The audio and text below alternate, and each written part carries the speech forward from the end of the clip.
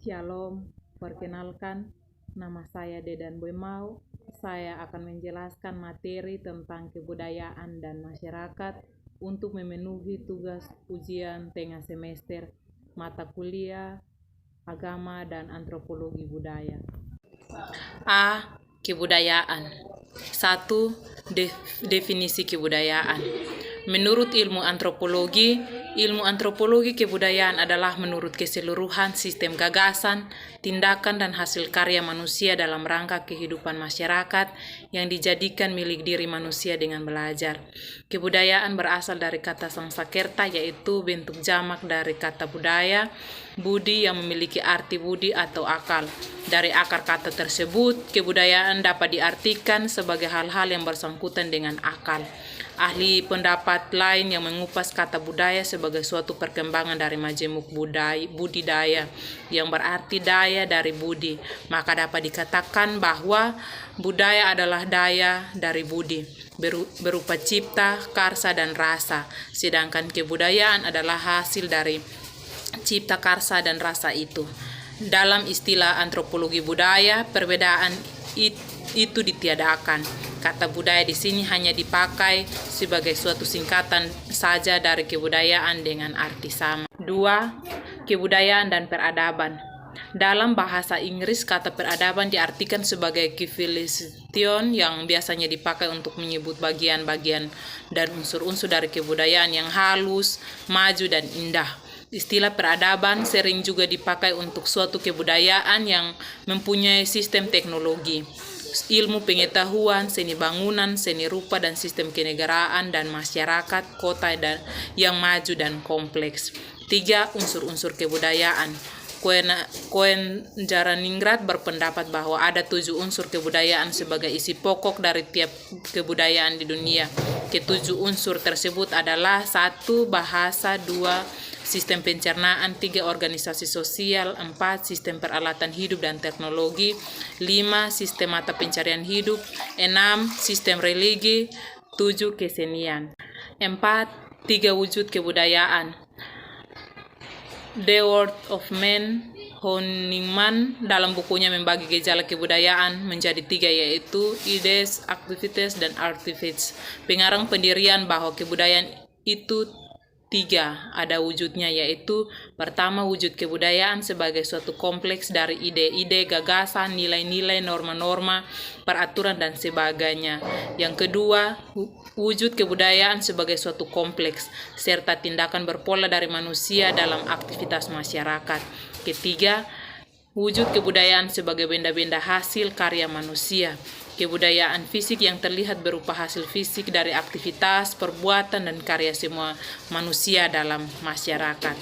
5. Landasan kerangka variasi sistem nilai budaya.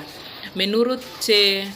Colluton, setidaknya ada 5 masalah dasar dalam kehidupan manusia yang menjadi landasan bagi kerangka variasi sistem nilai budaya, yaitu yang pertama masalah mengenai hakikat dari hidup manusia, yang kedua masalah mengenai hakikat dan karya manusia, yang ketiga masalah mengenai hakikat dari kedudukan manusia dalam ruang waktu, 4. Masalah mengenai hakikat dari hubungan manusia dengan alam sekitarnya.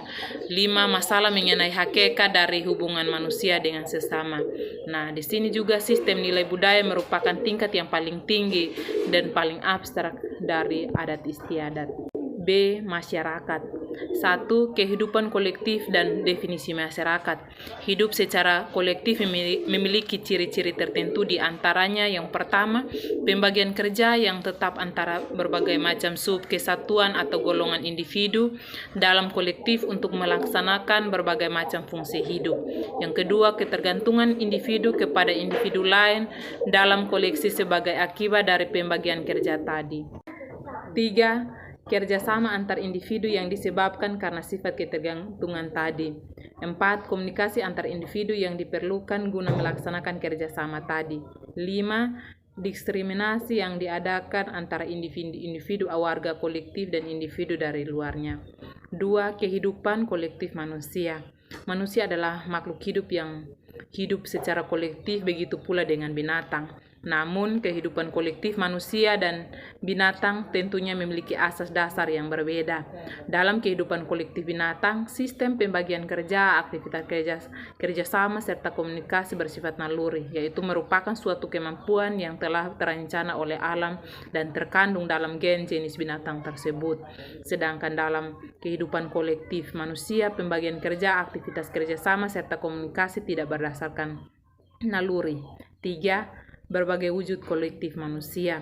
Manusia di bumi berjumlah sekitar 3 miliaran dan seluruh jenis Homo sapiens yang memiliki ciri-ciri dan aneka warna yang khas. Namun, aneka warna ciri khas tidak menyebabkan timbulnya aneka-aneka warna dalam pola tingkah laku manusia. Aneka warna tingkah laku manusia memang tidak disebabkan karena ciri-ciri ras, melainkan karena kolektif-kolektif di mana manusia itu bergaul dan berinteraksi. 4. Definisi masyarakat. Masyarakat adalah istilah yang paling lazim dipakai untuk menyebut kesatuan hidup manusia. Dalam bahasa Inggris disebut society. Istilah society berasal dari kata Latin socius yang berarti kawan.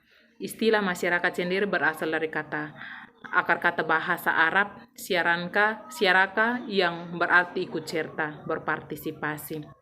Masyarakat adalah memang sekumpulan manusia yang saling bergaul dan istilah ilmiah saling berinteraksi. Demikian penjelasan saya. Terima kasih. Tuhan Yesus memberkati.